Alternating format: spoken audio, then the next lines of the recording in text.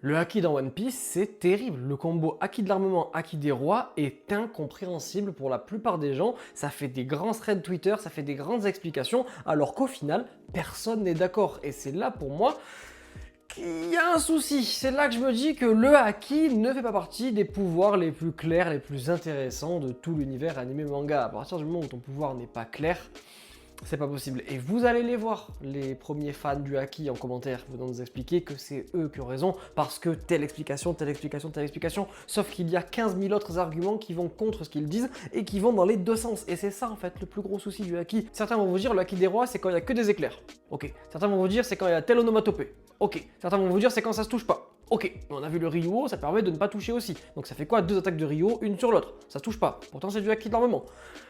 C'est pas clair. Vraiment, ce n'est pas clair du tout. Et c'est pour moi un des plus gros soucis. C'est ce qui fait de la division au sein des fans hardcore de One Piece. L'immense majorité des gens n'en ont rien à taper, on est bien d'accord. Mais ça reste pas clair. Parce qu'en fait, la majorité des gens voient quelque chose qu'ils pensent être vrai alors que peut-être ce n'est pas le cas. Et c'est ça le souci. On est loin en fait de l'explication du naine par exemple dans Hunter x Hunter.